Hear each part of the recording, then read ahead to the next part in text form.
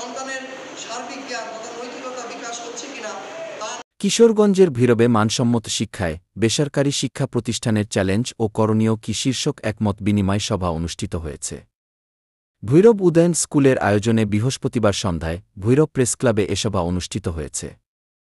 ভৈরব উদয়ন স্কুলের সভাপতি মোহাম্মদ জাকির হোসেন কাজল এর সভাপতিত্বে এ সময় সভায় উপস্থিত থেকে বক্তব্য রাখেন প্রাথমিক শিক্ষা কর্মকর্তা মোহাম্মদ সিদ্দিকুর রহমান, উপজেলা academy supervisor Swapna Begum, doctor Abdullah Al Maruf, blue bird স্কুলের পরিচালক মোহাম্মদ সুমন মোল্লা, ন্যাশনাল স্কুলের প্রতিনিধি আসাদুজ্জামান বাবুল, এমভিশন স্কুলের পরিচালক নূরে লায়লা রিক্তা, মোজাফফর বেপারী সরকারি প্রাথমিক বিদ্যালয়ের শিক্ষক ফারহানা বেগম লিপি, বৈশাখী টেলিভিশনের ভৈরব প্রতিনিধি আদিল উদ্দিন আহমেদ, গাজী টিভির ভৈরব প্রতিনিধি এম এ হালিম। এছাড়াও সভায় বিভিন্ন স্কুলের শিক্ষক প্রতিনিধি, শিক্ষা বিশেষজ্ঞ, শিক্ষানুরাগী ও বিভিন্ন মিডিয়ার গণমাধ্যম কর্মীরা উপস্থিত ছিলেন।